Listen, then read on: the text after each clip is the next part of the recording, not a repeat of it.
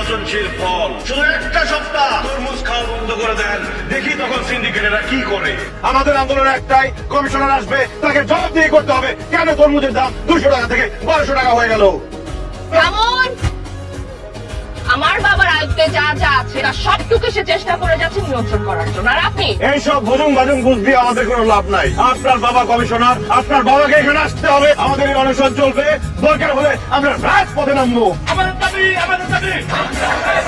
আপনি শুধু একবার অর্ডার দেন, ওরা পাত থেকে বানা পর্যন্ত বানাবো। যা বাধা সব দুলারে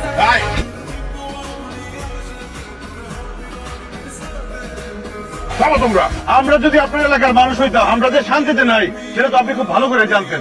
আপনার তো কোনো খবরই নাই। এলাকায় তো আরো অনেক সমস্যা আছে, সেগুলোর সমাধানও আমাকে করতে হয়। বয়স হয়েছে, এবার দায়িত্ব ছাড়েন, দায়িত্ব তরুণ প্রজন্মের দেন। বাসার সাহেব, এলাকা জনগণ চাচ্ছে ক্ষমতার পরিবর্তন, কিন্তু আপনি কি জোর করে ক্ষমতা থাকতে চাচ্ছেন? এইভাবে জোর করে থাকতে পারবেন না। তোমরা পরিবর্তন চাও, ঠিক আছে, তাইলে তাই সই। আগামীকাল থেকে 1 সপ্তাহের জন্য তুমি এই এলাকার কমিশনার। আমি দেখতে চাই তুমি কত দূর কি করতে পারো।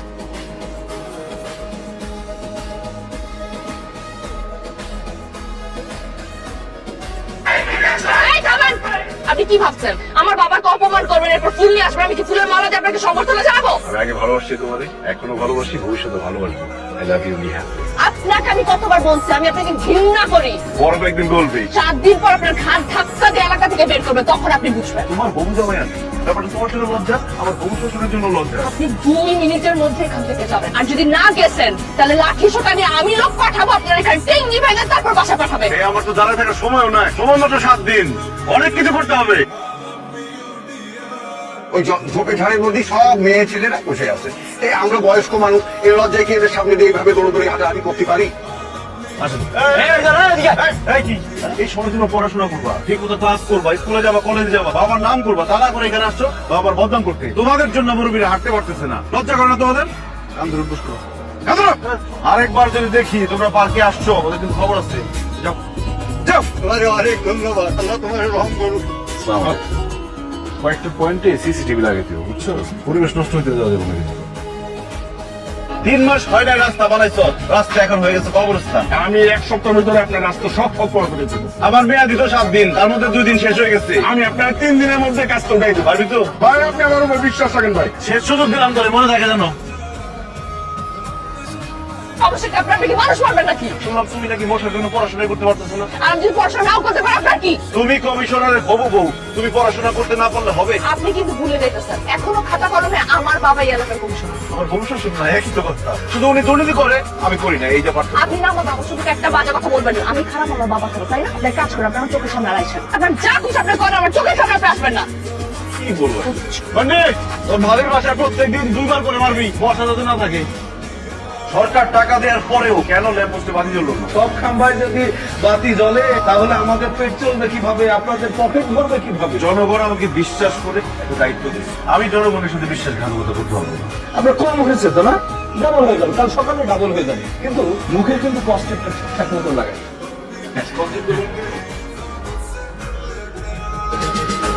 কি সিভিল স্ট্যান্ড পাওয়া যায় আপনার এখানে? এটা আপনার কেনার কথা, কিন্তু সাধারণ মানুষ আপনি কিনছেন কেন এটা? আর এইগুলি আমারে বুঝালাম, যার গুদাম তারিখে বুঝাবা। যাও নিয়ে ফোন তো পাই দেবো।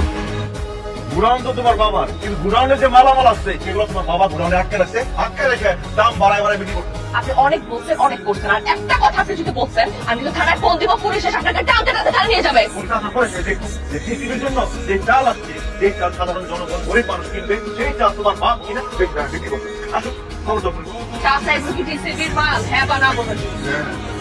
এইটা তো তোমার বাবার ব্যবসা, ওই কিনে আনে তারপর ব্যবসা। তোমার বাবা শুধু এগুলো করে নাই, আর অনেক কাজ করছে, যেন তুমি অনেক কিছু বুঝতেও পারছো।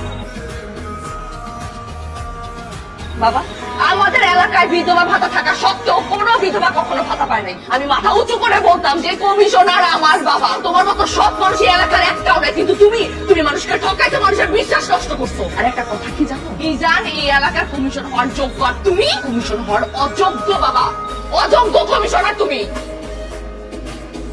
চাচা, আমাদের মিজান দায়িত্ব পালন কতটুকু পেরেছে সেটা বাঁচতে চাচ্ছি। সে পার্কের উন্নয়ন করেছে, রাস্তাঘাটের উন্নয়ন করেছে, বিদ্যুতের ব্যবস্থা করেছে। আমার মনে হয় সে যদি ক্ষমতায় আসে তাহলে এলাকার জন্য আরো সুন্দর ভালো ভালো কাজ করতে পারে। চাচা, আপনি কিছু বলুন। আমার বলা আমি এতে একমত। থামেন আপনারা, ক্ষমতায় গেলে একজন জনপ্রতিনিধির কি কি সমস্যা ফেস করতে হয় সেটা আমি এই 7 দিনে দেখছি। আমি মনে করি আমাদের বাসার চাচাই আমাদের যোগ্য কমিশন। কাজের ক্ষেত্রে কিছু ফাঁক ফোকর আছে সেটা আমি দেখছি।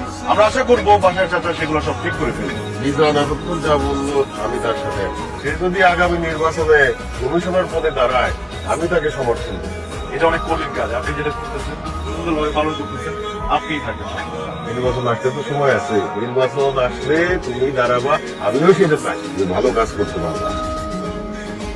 এত কষ্ট করে যুদ্ধ করে ক্ষমতাটা অর্জন করেছিলেন, এখন এগুলো সমাজে ছেড়ে দিলেন। কমিশনার হওয়ার ইচ্ছা আমার কখনোই ছিল না।